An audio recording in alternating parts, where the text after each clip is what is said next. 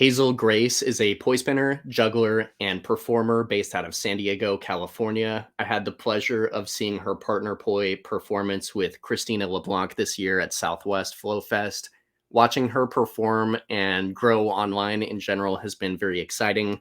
This conversation had so many great moments. Please let us know what you enjoyed about the episode down in the comments below. Support us on Patreon. It is $5 a month. It helps us continue this project, and we very much appreciate it. With that being said, you know what time it is.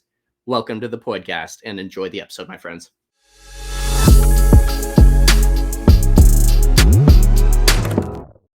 Hazel Grace, episode 23. Welcome, warm welcome to the podcast. Thank you so much for taking the time out of your day. How are you doing today?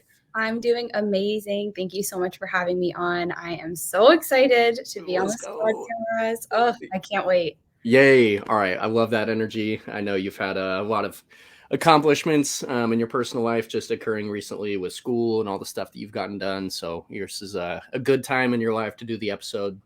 So I really appreciate it. I'm so excited. So we'll start off at the very beginning. Take us all the way back to how and when you got introduced to poi. Yes. So I grew up going to a lot of shows in San Francisco. I grew up in the Bay Area. I wouldn't say I was a part of like the rave scene because I didn't really go to the underground raves, but I went to a lot of shows, which led me to going to festivals. And then eventually I made my way to Lightning in a Bottle Festival in 2017. My best friend from high school, Maya, took me there, and she brought her friend Eric with her, and Eric spun poi. And so through meeting her friend Eric, they also had another group of friends who were all spinners as well. And I got to hang out with them a lot that weekend. I got to pick up poi for the first time. They showed me how to do like the 3-beat weave and the butterfly. And the thing that I really think hooked me was getting to see the fire circle at Lightning in a Bottle Festival. For people who don't know, Lightning in a Bottle Festival does have like a full fire circle that runs every night from 10 to 2.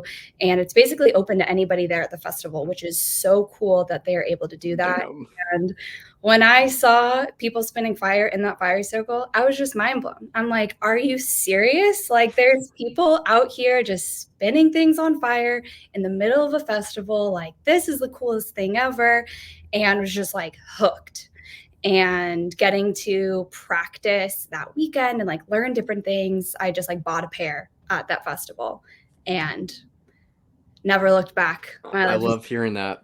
Now, I'm sorry. I know you just barely told me what year was Lightning in a Bottle, that first one? 2017. So Okay. I've been spinning for about like almost next year. It'll be 7 years and then 6.5 years. Damn, that's crazy. Time flies. That is really cool. It feels like yesterday too, which is so crazy. Now I'm like, oh wait, 7 years later, haha. So you bought a set at Lightning in a Bottle. Now, after you got back home, you just continued and picked it up immediately and were cruising right along learning, right? Oh yeah. So when I bought poi, I still had one more year of my undergraduate. I was doing it at Indiana University. That summer I was living in Chicago, and pretty much like from when I bought my poi until like I graduated school, I was spinning poi by myself. Didn't know a single other person who spun poi.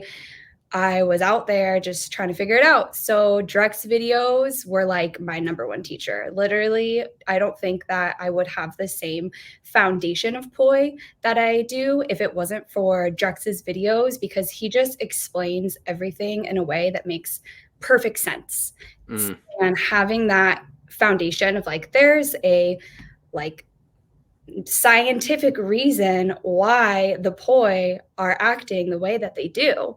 Sure. It really like clicked in my head of like, there's a way to make this happen, and it's going to happen. You just have to like manipulate it in this specific way. And that really laid down the groundwork for me in that first year of spinning, where I was just by myself. So it was like, okay, every week I'd pick 2 Drex videos and I'm like, I'm going to learn this. That's so cool. Yeah. Shout out to Drex, man. He's gotten a lot of shit over the years in the community, and but He's done so much, and I think Yeah, folks like I would yourself are really good examples of that. So 100%. yeah, shout out to Drex and all the work that he's done of making accessible tutorials for people that are picking up and starting off. Because there's so many tutorials out there that are like really really advanced and shit, and I feel like Mhm. there was a huge like a need, there was something to avoid to be filled for tutorials. So yeah, that's really cool, good to hear. Now, so when did you start meeting other people that spun poi?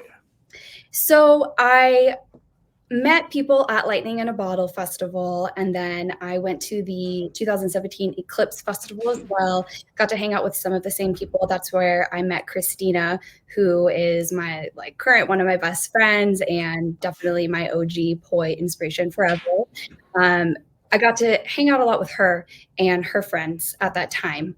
And going back and forth. I'm from California, so I would like come home for a little bit, see some people, go back to school at IU, finish it out. But when I graduated from Indiana, I moved back home to California, and really then is when I started to getting to meet a lot more spinners and go to different flow festivals. Eventually made my way out to San Diego, where there is a huge fire community, and really just started making friends with a lot of people who are in the fire community in Southern California. That's awesome. Yeah, I know San Diego's popping right now with the fire circles you guys have going on down there. That's really badass. What was that like for you to get back into to get into a community of fire spinners in your area? Yeah, it was something I really set my sights on. When I was finishing at Indiana, I was not really sure where I was gonna end up. I was thinking of maybe going to Colorado or going to Chicago, but once I started spinning fire, I was like, "I gotta go to San Diego. Like, this is the spot." Like, That's what's up. you know? And being from California, it made more sense for me to be in the state. Um, just to see my family and stuff more often. And I sort of had my sights set on San Diego. It took me a little bit of time to get out here, but once I did, I was just like, oh my gosh, going to weekly fire jams. And also, just like most of my friends were made from spinning. So, even if you're not hitting up those weekly fire jams, you can just like hit up some friends to go spin at the beach or like Hmm. at a park. And that really allowed me to have a really deep sense of gratification for the community here, because you're just able to make friends. And as an adult, that is so hard. And I feel so blessed all the time that I have this amazing community of spinners here in San Diego that I can just tap into that network, because we have this thing in common, this super weird thing in common, like spinning inanimate objects on fire and juggling shit. Like, Yeah, that it's is so cool. I really got to come down to a fire circle in San Diego. I was there for a couple months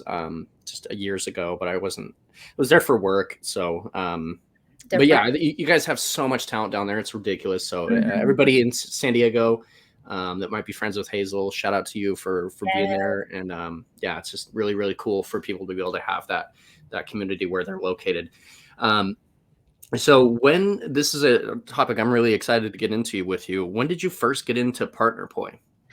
Yes. So Christina is my like partner poi guru. Though at Lightning and Bottle Festival in 2017, I saw her doing partner poi. And like that is really what blew my mind, because I was just like, wow, not only are people like spinning fire by themselves, but they're also doing these intricate and crazy things with other people. So Christina taught me honestly a lot of the partner poi foundations that I've learned today. And then a lot of other things came through either like experimentation or trying to watch some YouTube videos for a couple of things. But I feel I slowly learned some partner poi things over time, and then really like sitting down with people who I do partner poi with and like exploring all the different options. That's what's really like allowed me to dive more into the partner poi That's world. great. Yeah, Mhm. and so for everybody at home, we'll get into this here. Actually, we can just get into it now. Fuck it, we're already on the topic. So for those of you who are watching right now, Hazel and I met at Southwest Flow Fest this year actually. So really enjoyed the partner performance that I saw between you and Christina at Southwest, and I was really curious to ask you, because I know how difficult it is to do obviously a solo performance and constructing the choreography just even by myself, right? But I couldn't imagine how difficult it is to do that with another person. Obviously you two are very close. Mhm. Sure, that makes it easier, but how difficult was that constructing that partner poi piece? Yeah, first of all, thank you so much for your kind words about it. That's so sweet. The partner poi piece between Christina and I was something that happened very organically over time. We never really set out to do a partner poi piece at a flow festival. We originally came up with a little bit of partner choreo for a bigger like showcase that we were going to do at Ignite in 2020, which is a Southern California based flow festival. And my friend AJ was actually supposed to be spinning 3-poi in between us doing the mirrored choreo, which shout out AJ. That would still be really cool to bring to life. So we had that little snippet, and then obviously 2020 happened, like it sort of floundered. And then we did like random gigs and performances with that little snippet of partner poi. Is probably about like a minute and a half long. But then when Southwest Flow Festival reached out, we sort of got a little bit more fire under our asses to like actually put it together and all that. So we picked the song Color of Your Soul like way after the fact because we just both liked it and then realized how good it works with the choreo. And we're like, oh, okay, that's awesome. Yeah. And then sort of just like try to sharpen it to the music and come up with little bits and pieces after. So like we really did have like a solid minute and a half of it that we had been doing for like almost 3 years. But the last part of it, we really came up with like just for Southwest Flow Festival. And the most difficult part, I think, about partner poi is if you are trying to do something that's like not dominant for you, but you have to do it because it's going to be like mirroring the other person or just like make sense with the other person, and you have to do it that way.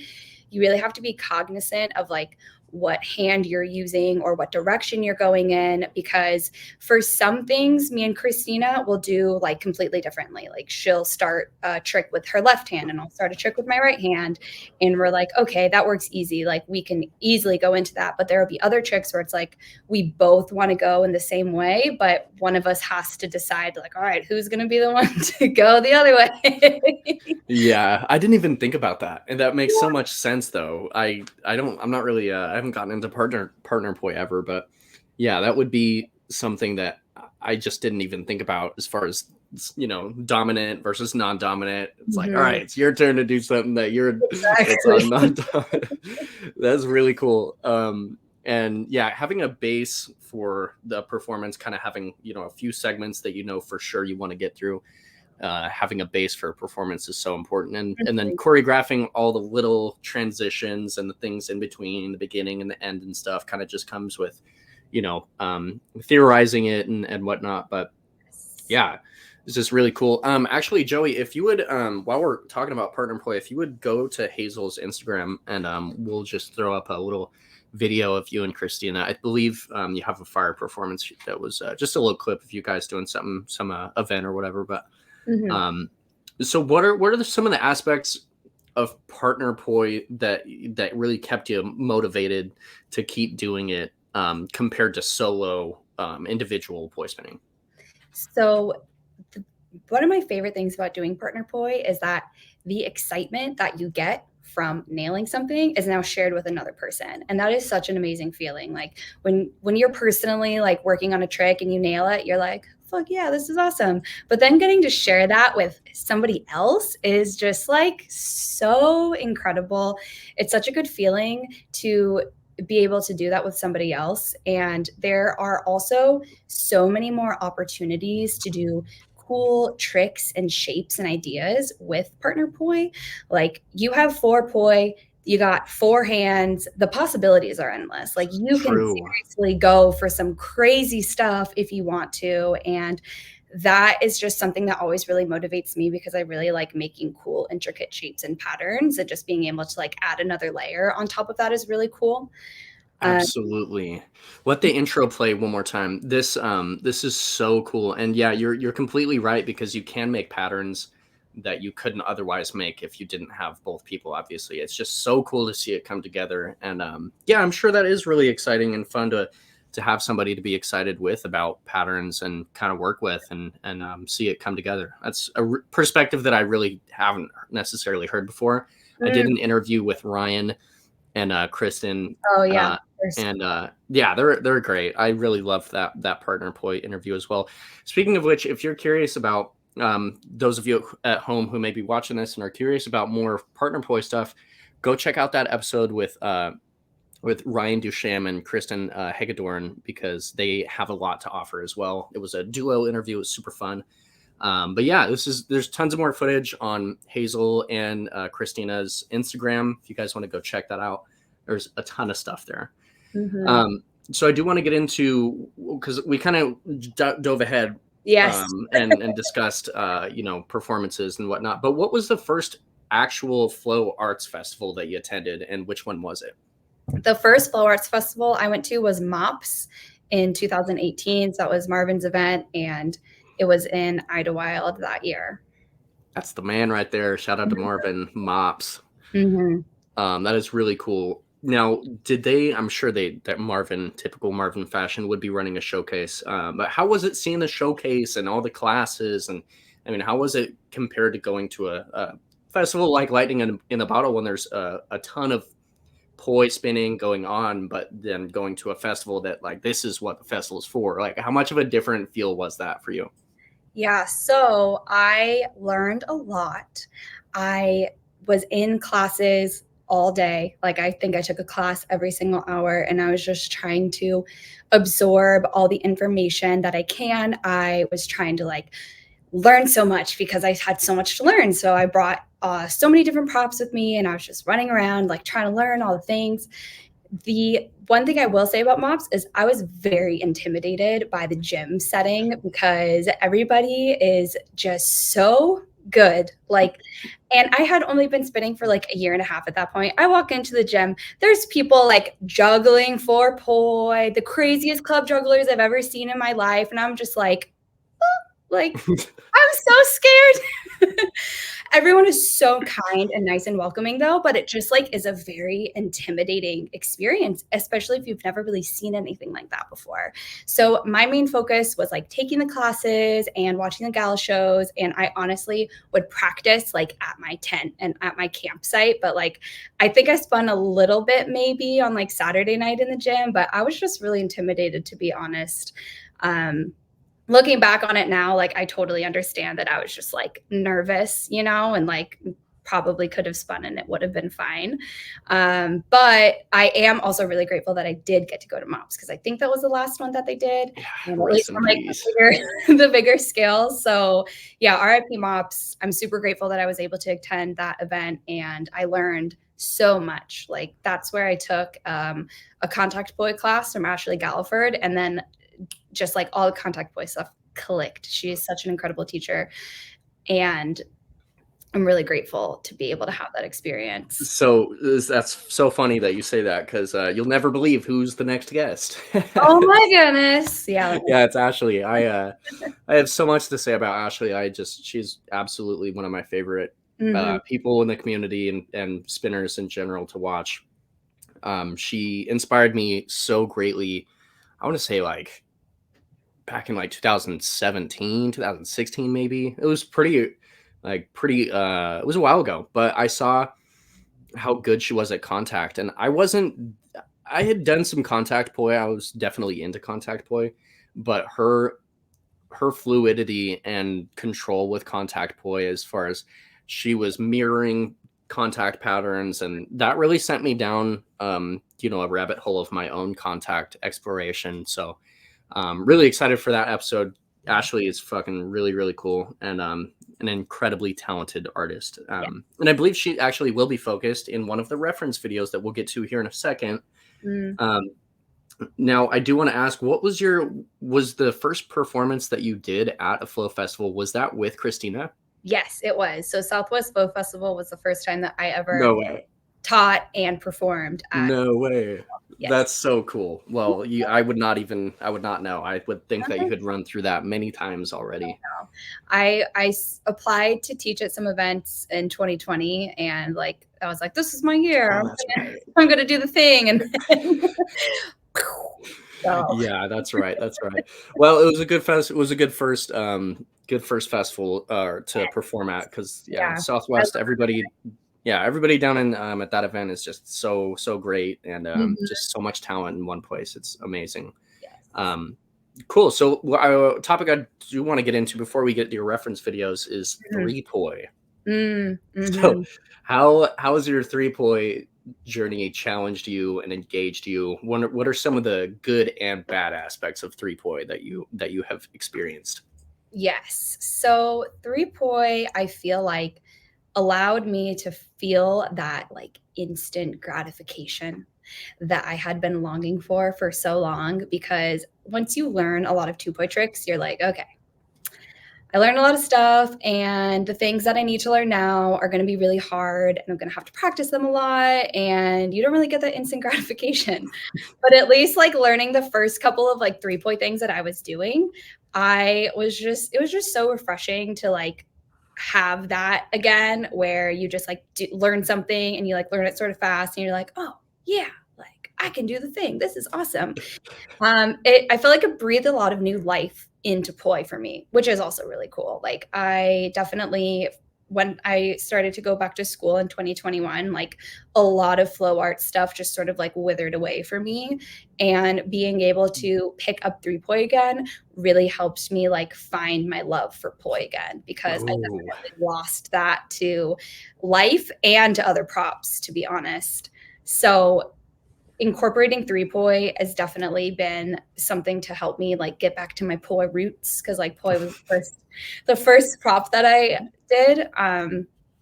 But then the bad part of that, it's like RIP 2-poi, you know? Like I don't I'm trying to like give them equal like time, you know? hmm But it's hard. Like it's a grind. It is for real. And then trying to like drill juggling stuff too, it's just like a lot. So I'm trying to, you know, have fun with it and like try to be more focused on what like cool shapes and patterns can I get myself into, and just like try to feel more into that than like, oh, I gotta drill and like learn all these Yeah. 3-poi, you know? Yeah, no, that's a really interesting perspective. Typically, I hear I don't want to say the opposite, but I would typically associate 3-poi with more heavy drilling type stuff, whereas Mhm. 2-poi seems like you get a fundamental base and then you're able to do a lot with that. So, and yeah, I really love hearing that it kind of gave you some life. To keep exploring poi because honestly, I think I had a really similar thing happen to me. I started spending 3-poi in I think like late 2019, something like that. And I've been spinning 2-poi for since 2007, so quite a while. And it was just finally felt like it was time because I saw so many people doing really great stuff with 3-poi. Mhm. And for the longest time when I was learning, um, when I was growing up and I had known all these poi spinners, people were spinning 3-poi, but it just never it never really looked great to me. I never really enjoyed it that much. But as the whole knowledge of the community got raised and everybody got more talented and we knew more about 3-poi, it got to a point where I was like, okay, all right, well, I'm going to do it now. So Yes. when I started it, it really did give me a lot of excitement about poi as well. And although it's similar, it is very, very different, and it feels like a whole other ball game. So yeah, and especially poi juggling, which I've seen you get some patterns down. I'm excited about it. How is poi juggling going for you? I'm trying my best over here. It's so hard, and like I said previously, I had a very like lost my flow practice experience when I went back to school. So like I would be lucky if I picked up like any prop like once a week. And I think that with three poi juggling, like if you want to see progress, you have to practice like every single day or like at least every other day and really put in that time to drill. And I like practicing and I like drilling, but I'm not going to do it every single day. What is really like driving me with that right now is like, I know that if I keep trying, eventually I'm going to get there. I might not get there as fast as somebody who's practicing every single day, but eventually I will get there. And I have seen like the progress even in like little flow sessions that I've been having. I've been trying to make a more conscious effort to like at least flow twice a week. And just practicing, like today I was practicing earlier and I was practicing my no beats. I'm like, oh yeah, I got it. Like not yet, but it's getting better. And you know, I think that I took a no beats class from Troy at Southwest Flow Festival 2 years ago. Yeah, cool. So wait, first of all, I didn't even realize, maybe I'm just feel foolish for not even realizing that you were there the first year, but that is really exciting that you have gotten a start on no beat cascade, I would assume. And what a difficult trick, you know, because it gets to a point where, I mean, just with anything, once you learn it, it's not difficult anymore, and then it just scales up from there. But learning the no beat cascade from just being a normal 2-poi spinner and learning no beat cascade is like, holy shit, this is difficult. Yeah, it's super hard. And I think that I definitely don't think that I would be able to handle 3-poi juggling if I wasn't also practicing juggling clubs and juggling hoops. Like juggling hoops is really what got me into feeling confident enough to start practicing with juggling poi. And then adding clubs in there, I feel like it's a good like conditioner to everything. It just like helps keep everything like tight.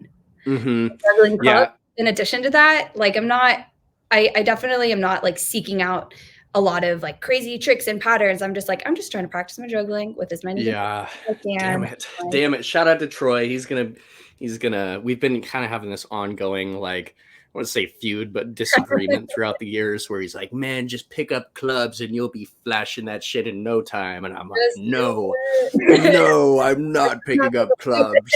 Like the old-fashioned way with just poi. Yeah, I just like resist so hard because I'm like, I'm not fucking juggling clubs. You know, clubs are dope. I want to focus on poi, like, you know. But and once you start, it's like, shoo, like. And I know that I'm like that too, because I know that I'm really obsessive. So if I picked up clubs, this is the reason that I don't fucking juggle clubs, is because if I picked them up, I'm like, all right, I'm a club juggler now, and I'm like, no, dude, no, we'll just focus on poi. But yeah, I mean, there is something to be said for learning juggling patterns with a static prop, such as, I mean, hoops. I think hoops would be harder than clubs. Really? No, because you don't have to flip them. So like the club you have to flip, and that's like a whole finesse that you have to learn. The hoops, you do have to like give it a little flick. Yeah. But I personally learned like most juggling patterns on hoops first. Interesting. Because it was easier to me. That's just me though. You know, people gravitate towards different things. So that's what works for me. So if anyone is struggling to juggle, maybe try juggling with a different thing. Like maybe that's the secret sauce to it. But she's on to something, unfortunately, Troy, if you're listening. But yeah, I mean, it's good to hear. And for me, yeah, like I can juggle clubs and hoops a little bit, and I'm not crazy to either one, but I definitely think you kind of have to like spin. I don't know if I'm even. Yeah, you do. Like hoops, my hoop tosses are just fucking wobbling all over the place. I'm like, they look terrible. Yeah. Cool. Well, that was really exciting, and I'm very looking forward to seeing you get better with poi juggling. I love seeing folks get into it more. So I look forward to seeing your progress in the near future, because I know you're going to get it. So we will go to some of your reference videos. I've been excited to get into some of these. You have quite a few really, really classic videos, in my opinion, that you sent over. Looks like the first one that we're going to get into is Ladies of Tech Poi 2017. Amazing project. Yeah. These Ladies of Tech Poi videos were just like life when I was first starting out. It was just so amazing to see a whole video every single year just dedicated to female poi spinners, because if you're a female poi spinner, you know that there's not too many female poi spinners. You go to a poi festival, especially poi, you're probably going to be one of the only females there. I know that's happened to me a lot of times. So seeing these videos was just like constant inspiration. Like, I would watch these over and over and over again. There's so many good nuggets in these. Oh, absolutely. And this project, for those of you who don't know, we'll talk about ᴄᴜ here in a moment, but this Ladies of Tech Poi project is all on ᴄᴜ's YouTube channel, which will be available in the link. Like, the links will all be listed below in our description, so go check them out. This video is actually really long, so we probably won't watch this whole thing, but I definitely want to get through a few minutes of it. Because like you were saying, I mean, typically there are more men spinning poi than women, and there are more like women that will do other props. Typically, like hoops is a popular female dominated prop, but I think it's interesting, maybe not like a reason why behind that, but it's really awesome seeing women lead and take the charge in tech poi and in doing awesome work with juggling. This is why one of the reasons I just absolutely love ᴄᴜ is she is such a technical spinner. It's unreal. She's so good. Yeah, ᴄᴜ is definitely like one of my OG inspirations. Like, everything that she does is just so like buttery and smooth. Like, she'll just be doing really like mellow flowers and then like all of a sudden throwing some crazy shit like that, like some crazy contact stuff, and just like, oh, so nonchalant, like, oh, and wow, goals, like constant source of inspiration for me, for sure. Yeah, she has so many patterns under her belt. Like, she has a huge knowledge base. I love seeing Abby in this. I like know Abby like under different contexts now for the hoop juggling that she's done, but I do know that her one of her base props, I don't know if it was her first one, but she's so good with poi, and she posted a poi clip like a couple months ago, and just one thrown in the middle of like a sea of like hoop juggling videos that are awesome. But I was like, yes, I love seeing the poi spinning. So she'd be a great person to get on the podcast. Maybe I'll shoot her a message. Yeah, Abby was definitely another inspiration for me when I was first starting out. She was posting a lot of poi videos when I was first starting in 2017, and I saved so many of them. And she has so many good nuggets in there, like so much cool contact stuff. Like, I just remember being mind blown by her poi. Totally. And I've gone back and watched pretty much all of these all the way through at one point, but it was a number of years ago. But yeah, it's great seeing how many people, like this girl, I just missed her name, but I know her. Is that Hoop Doc on Instagram? That's the Hoop Doc. That's crazy. Yeah, all the people who are like now into more different props, like they got the poi background. Damn, that's so. I just barely put that together. That's so fucking cool. Damn, she's so good with three hoops as well. I feel like they're onto something. Yes. That's badass. Yeah. Oh, so many talented, inspiring people. Yeah, and this project ran for quite a few years. I don't know if it ended or I don't think I've seen one in a while, but maybe I'll shoot over. So maybe somebody can pick up and I know, right? get the project going again, because it's important. Revive it. Yeah, definitely. Totally. And there's so many of these too. Like, there's a bunch and they're all super long. So this is like endless inspiration, which I think is super cool that they were able to coordinate a project like this to really just highlight all the amazing female spinners in the community. Yeah, and what's really cool about this project as well is there's so much representation from women in different countries as well. This is not even just a US based thing. So I know that there are some Japanese girls here. That Japan actually has a crazy flow art scene that will be just continuing to grow in the years to come. But Japan is just going crazy right now with flow artists. It's really awesome to see. Yes, that's so cool. Sweet. So Ladies of Tech Poi 2017, go watch it along with all the others. And this is kind of a random question, but why do you think you sent over the 2017 one in particular, if there was a reason? That's because it's the year that I started spinning. So it was like the video that I think I watched the most. And that makes sense. The most like mind blown by. Absolutely. Yeah. Fantastic. Sweet. So I think the next one, funnily enough, is Liz Knight's 2018. It's going to be a poi flow video. One of the ones that was featured, or I believe a segment of this was featured in Ladies of Tech Poi. But yeah, I mean, this thing is just incredible to watch, even just as a solo piece to go through, because she displays so much tech here from so many different styles, which I feel like is one of the things about Liz that I love the most. Is she's not even just a good pattern spinner, but her contact poi is so good. It's so fucking good. Yeah, and like this specific clip, like I don't know if I watched it a ton, but I really just wanted to like highlight her because I watched so many of her videos, and she's just such a constant source of inspiration of just so many patterns. And yeah, like you said, like contact poi, she's just so good at, and just blows my mind. Just really a really well put together all around flow artist, you know.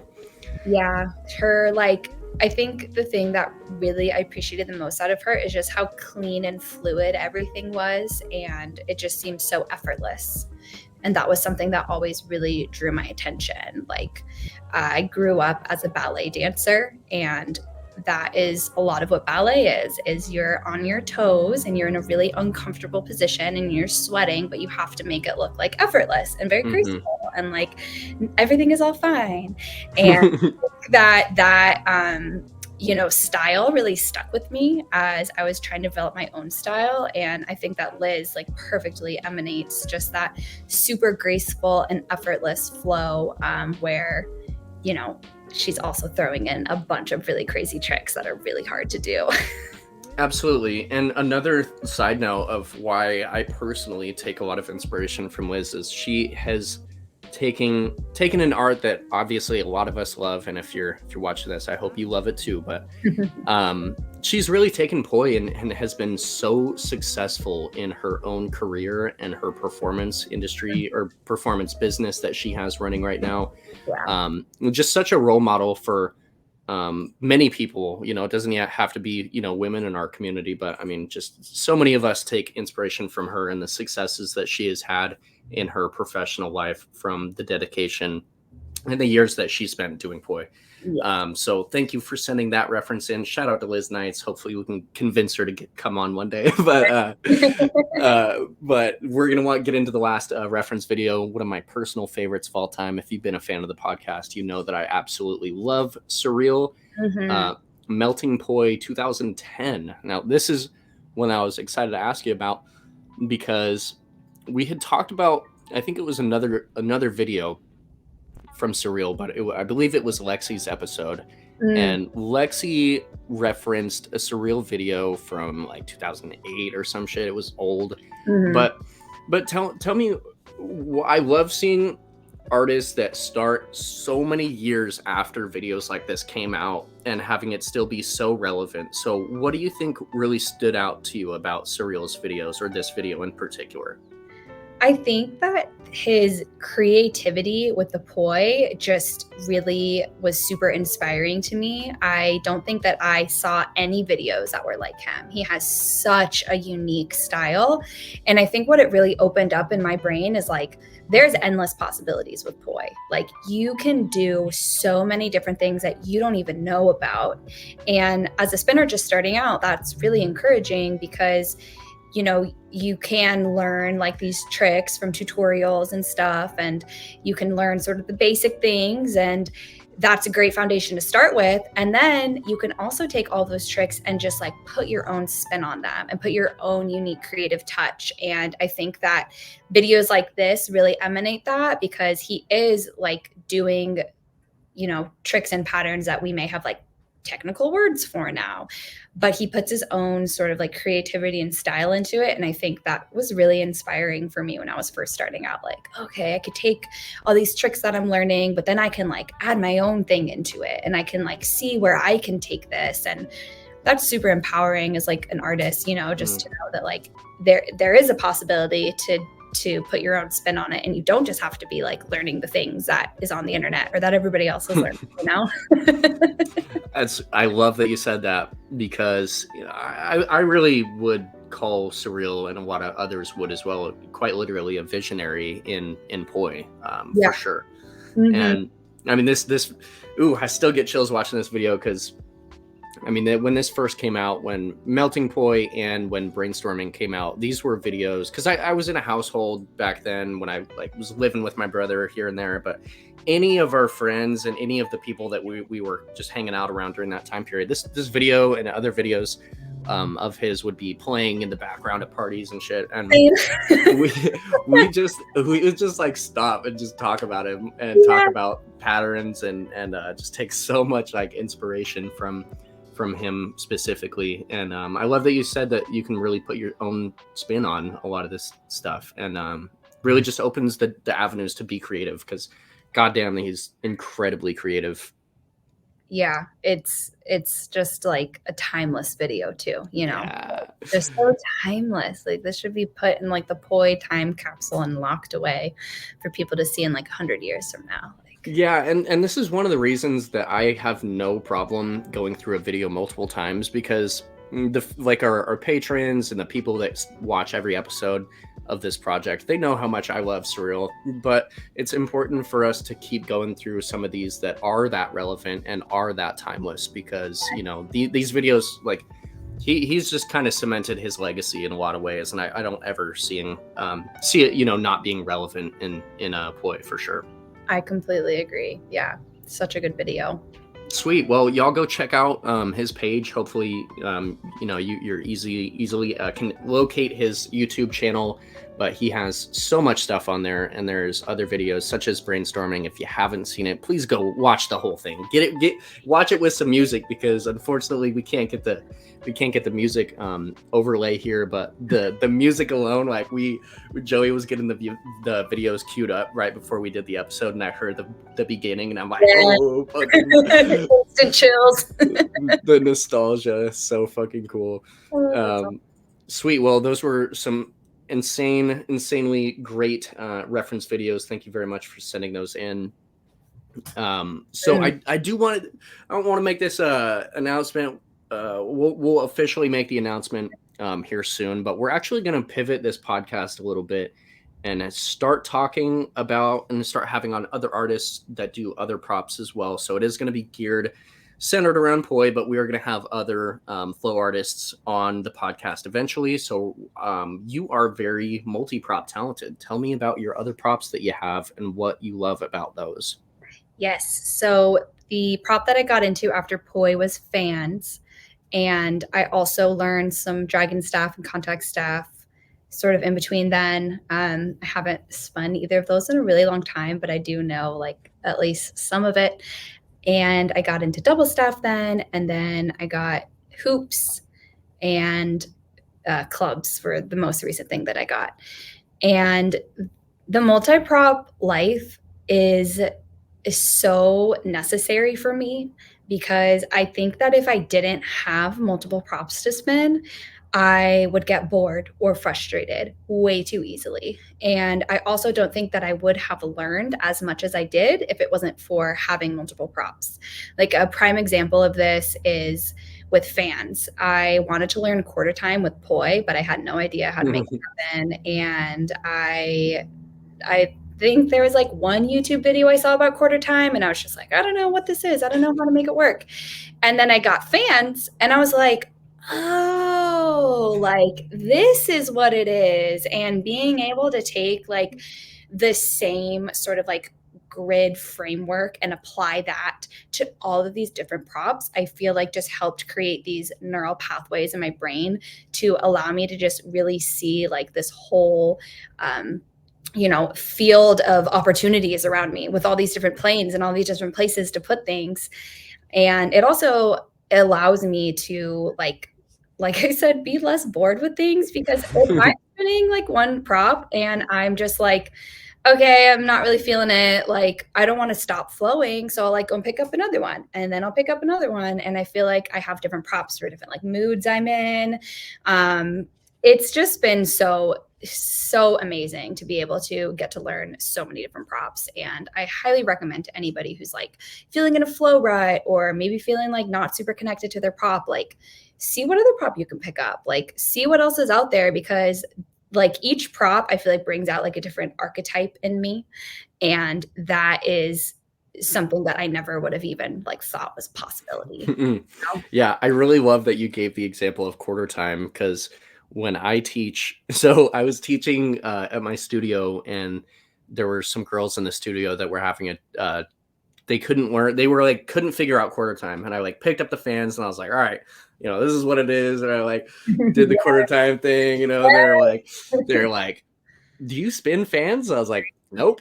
But like, I understand grids and timing, but fans is actually would be such a good prop to teach someone quarter time with poi. Like, it would be such a good prop, because they're static, and you can really just manipulate them exactly where you want them to be, and they don't have to be at a specific place, or you can just stop them anywhere you want. So yeah, it was a really good example of how other props can teach you more about poi. And Yes, I think revitalizing your energy around poi with other props I too, is I think is a really good aspect of being multi-prop talented. Maybe I should give that a try if I'm feeling burnt out on poi sometimes.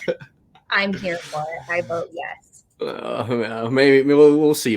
I might want to get into, I think double stabs would be really cool to get into. Maybe staff juggling I would really enjoy. But yeah, I've had fun with hoops and fans intermittently throughout the years, because I've been around so many flow artists, and I kind of just pick them up and fuck around every now and then. But it's different than actually own it. I don't own fans. I don't own poi, I don't own hoops, but yeah, for all those of you who are maybe feeling a little burnt out, take Hazel's advice and get yourself a different prop. Maybe you can learn something that will translate over into poi, which is I think is one of the coolest aspects of doing other props. Yes. So I want to ask you about some plans that you have in the coming year, in the upcoming year, or maybe after that. Do you have any interest in building a solo choreography that you would want to do for a performance?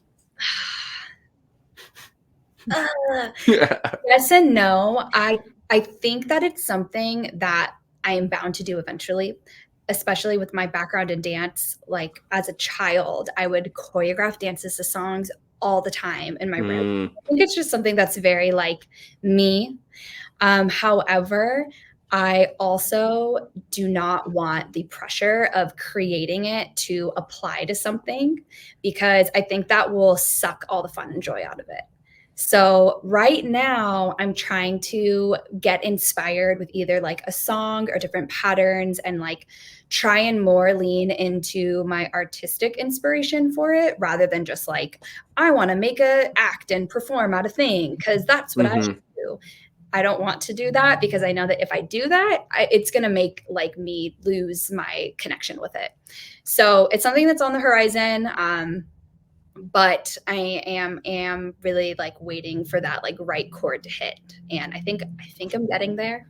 Let's go. That's really exciting to hear, and I really love that you said that about you want to do it when the time is right, and you're not doing it just to do it. You want to showcase things that you love about your flow, and it's it's an aspect that I've experienced in the last 2 years. That was the first, I mean, 2 years ago was the first time not even 2 years ago. Holy shit. It was like a year and a half ago. The first time I did a flow arts performance at a flow event, which was, really, it was great, because during that time I was maybe at a lull of like, I was spinning pretty frequently, but having a goal ahead of me to have a reason to be there and to drill and to do, I had to create a choreography. I had a goal ahead of me. I think that really was motivating. But one of the downsides of that is, after you do the choreography, after you do the show and you do the performance and you go back home, and, it can kind of be like, all right, gosh, I can fucking take a break, or, so there's unexpected consequences, and you really have to be prepared for, writing or putting together a choreography is not always going to be as fun as it would be for you to just step in and just do whatever feels right in the moment. It is a lot more difficult, and you do have to push yourself. That's a huge aspect of poi. So if you're not ready to do that, I get it. Yeah. I think like I'll get there eventually. Right now, my focus is on finishing school, and I definitely see it in my future. Yeah, well, that's a pretty good focus for you to be focusing on school instead of building a poi performance. Which, yeah, I'm excited to see you get there, and I hopefully will be there whenever that does come along, because I cannot wait. Yeah, the duo performance was incredible, and I know that you'll bring a similar level of cleanliness and expertise to your solo performance, and I think it'll be a really fun challenge for you, because like you said, you've been a dancer, and I feel like some people who are more geared towards building a performance or building like a choreography in their head or like an act. It can be really fun to do the whole thing and see it out for the whole project and have it come together. So. Yeah. Well, awesome. Couple other things I want to get to before we end it. What does practice look like for you? Are you more geared towards regimented drills, or are you more geared towards, doing whatever feels right in the moment, kind of like freestyle or improv? Like, what do you mainly do? Yeah, so my practice has definitely changed over the years that I've been spinning. When I first started spinning, I would definitely dedicate time to drilling. I had a bunch of drills that I was doing, and I would really make a conscious effort to drill certain things. And over time, I definitely lost that. And I feel like I had a pretty long period, like of about 2 years or so, where I just never really spun at home. Like I would spin at flow jams, or I would spin if I was hanging out with friends, but I wouldn't really actively try to spin anything at home other than my hoop, which was like a total de-stressing thing. Like I would hoop for 5 or 10 minutes and be like, okay, phew, on to the next thing. And I think that going back to school definitely played a part in that, because my mind was just elsewhere. And I had a really amazing experience at Burning Man and Southwest Flow Festival this past year, which really helped me reconnect to my flow and realize like, oh, this is actually super important for me. And I actually need to be doing this like at least a couple of times a week, because it makes me happy. And now I'm really trying to frame like having a flow session in a way that I would treat like having a workout or making myself dinner, and like scheduling in my calendar and writing it down to like actually do it. And recently I've been like finding a mix that's an hour long, and I just put on the mix and I just spin like whatever I feel like doing. If I feel like drilling, I'll drill like some juggling patterns for a little bit. If I just feel like hooping for half an hour, I'll do that.